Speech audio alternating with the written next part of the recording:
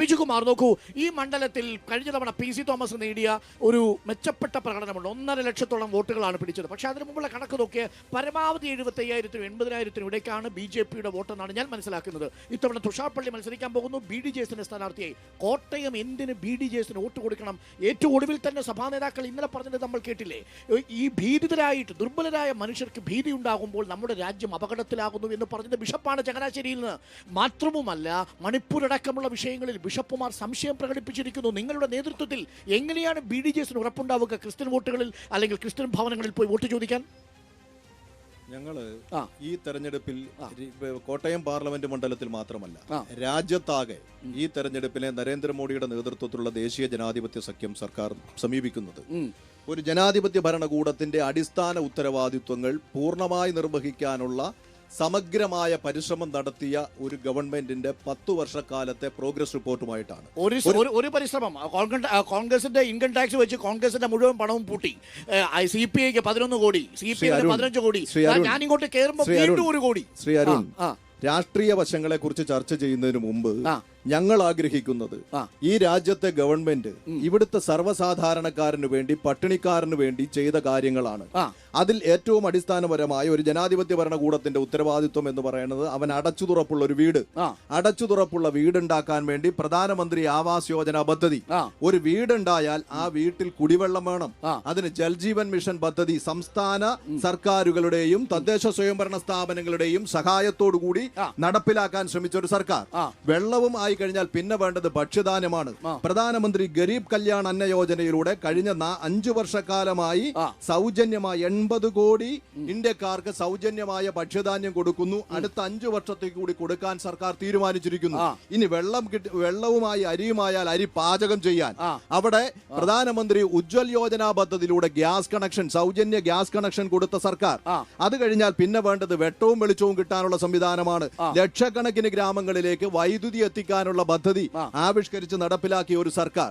അത് ഈ തരത്തിൽ എല്ലാ മേഖലകളിലും സമഗ്രമായി ജനജീവിതം സുഭഗമാക്കാൻ വേണ്ടിയിട്ടുള്ള പദ്ധതികൾ നടപ്പിലാക്കിയതിന്റെ പ്രോഗ്രസ് റിപ്പോർട്ടുമായിട്ടാണ് ഞങ്ങൾ ഈ തെരഞ്ഞെടുപ്പിനെ നേരിടുന്നത്.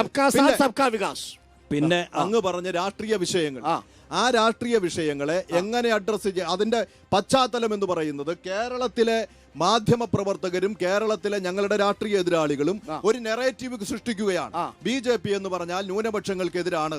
ഞാൻ ഈ പറഞ്ഞ പദ്ധതികളിൽ ഏതെങ്കിലും ഒരു പദ്ധതി ഇവിടുത്തെ ഒരു മതന്യൂനപക്ഷത്തിന് നിഷേധിക്കപ്പെട്ടിട്ടുണ്ടോ? ഒരു മതന്യൂനപക്ഷത്തിനും നിഷേധിക്കപ്പെട്ടിട്ടില്ല. ഞാൻ ചോദിക്കുന്നത്, നമുക്ക് ആശങ്കയുണ്ടെന്ന് അരുൺ അടക്കമുള്ള മാധ്യമപ്രവർത്തകർ പറയുന്നു. എന്റെ ചോദ്യം, കേരളം, നമ്മൾ കേരളത്തിലെ രാഷ്ട്രീയ പശ്ചാത്തലമാണല്ലോ സംസാര വിഷയമാക്കുന്നത്. കേരളത്തിൽ നിങ്ങൾ ആദ്യം സൂചിപ്പിച്ചതുപോലെ പൂഞ്ഞാർ നടന്നതുപോലെയുള്ള ഒരു സംഭവം ഇതിനു മുമ്പ് പറഞ്ഞു കേട്ടിട്ടുണ്ടോ? ഒരു ക്രൈസ്തവ ദേവാലയത്തിലേക്ക് ഒരു പറ്റം ആളുകൾ കടന്നു ചെന്ന് അവിടുത്തെ പുരോഹിതനെ ആക്രമിച്ച് കൊലപ്പെടുത്താൻ ശ്രമിക്കുന്ന സംഭവം, ഒരു പുരോഹിതന്റെ അല്ലെങ്കിൽ മതമേലധ്യക്ഷന്റെ ആസ്ഥാനത്തിലേക്ക് ഭീകരവാദികൾ മാർച്ച് നടത്തുമ്പോ എന്ന സംഭവം നമ്മുടെ കേരളത്തിൽ ഇതിനു മുമ്പ് നമ്മൾ കേട്ടിട്ടുണ്ടോ?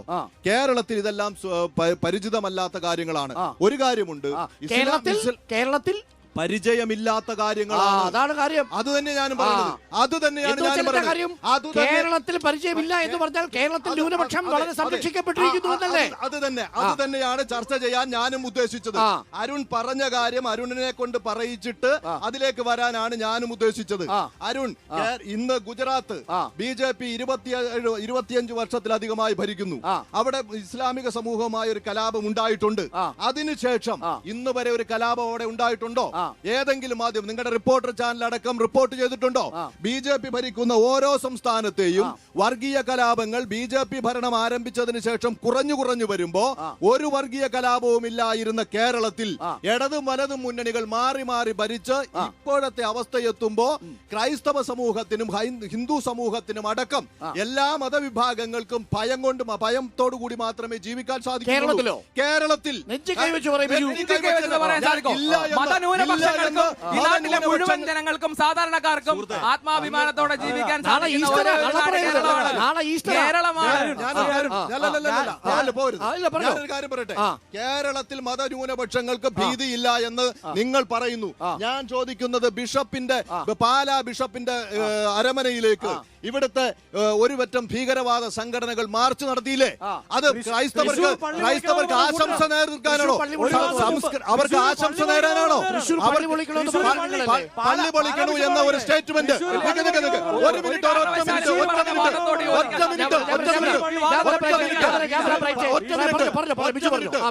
UDFന്റെ പ്രതിനിധി പറഞ്ഞു തൃശ്ശൂരിൽ പള്ളി പൊളിക്കണമെന്ന് പറഞ്ഞ BJPയുടെയോ RSSന്റെയും അതിന്റെ വിവിധ ക്ഷേത്ര സംഘടനകളുടെയും നേതാക്കളുടെ ഒരു സ്റ്റേറ്റ്മെന്റ് കാണിച്ചാൽ അരുണിനെ ഞാൻ വെല്ലുവിളിക്കുന്നു, UDF പ്രതിനിധിയെ ഞാൻ വെല്ലുവിളിക്കുന്നു. ഞങ്ങൾ ഈ രാഷ്ട്രീയ പ്രവർത്തനം അവസാനിപ്പിക്കും. നേരിട്ടുള്ള ചോദ്യം ഇതാണ്. നിങ്ങൾ ക്രിസ്തു ഭവനങ്ങളിൽ ചെല്ലുമ്പോൾ, ക്രിസ്തീയ ഭവനങ്ങളിൽ ചെല്ലുമ്പോൾ മണിപ്പൂർ എന്ന് അവർ പറഞ്ഞാൽ നിങ്ങൾക്ക് ഞെട്ടലുണ്ടാവും? ഒരു ഞെട്ടലും ഉണ്ടാവില്ല. മണിപ്പൂരിലടക്കം രാജ്യത്തെ 135 കോടി ജനതയെ സംരക്ഷിക്കാൻ പ്രാപ്തിയുള്ള ഒരു ഗവൺമെന്റ് ആണ് രാജ്യം ഭരിക്കുന്നത്. അതിവിടുത്തെ ക്രൈസ്തവ സമൂഹത്തിന് കൃത്യമായ വിശ്വാസമുണ്ട്. പക്ഷേ ചില മാധ്യമ പ്രവർത്തകർക്കും ഞങ്ങളുടെ രാഷ്ട്രീയ എതിരാളികൾ അവർ വോട്ട് കിട്ടാൻ വേണ്ടി മതത്തിന്റെ പേരിൽ ജനതയെ വിഭജിക്കാനും വേർതിരിക്കാനും അവരെ ചേരിതിരിച്ച് സംഘർഷത്തിലേക്ക് നയിക്കാനും ശ്രമിക്കുന്നതാണ് കേരളത്തിൽ കാണുന്നത്. നിങ്ങൾ നോക്കൂ, നിങ്ങളും ഒപ്പം തന്നെ മാധ്യമ പ്രവർത്തകരും കൂടിയാണ് BJP ന്യൂനപക്ഷ വിരുദ്ധരാക്കി മാറ്റുന്നതെന്നാണ് ബ്രൈറ്റ്. ഇതിനൊക്കെ മറുപടി പറയാൻ പോകുന്നതാണ് ഏറ്റവും വലിയ വിഡ്ഢിത്തരം. ഈ നാട്ടിലെ മുഴുവൻ ജനങ്ങൾക്കും അറിയാം ഇവിടെ മത തീവ്രവാദത്തെയും മതരാഷ്ട്രമാക്കി രാജ്യത്തെ മാറ്റുന്നതിന് വേണ്ടി എല്ലാ പ്രവർത്തനങ്ങളും നടത്തുന്നത് BJP ആണെന്ന്. ഈ നാട്ടിലെ മുസ്ലിം സമുദായത്തെയും ഈ നാട്ടിലെ ക്രിസ്ത്യൻ സമുദായത്തെയും സഖ്യമുണ്ടാക്കി ഭരണം നടത്തുന്ന ആരാ?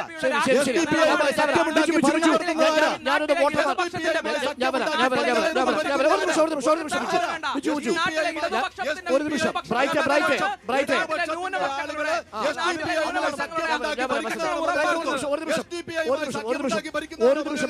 നമുക്ക്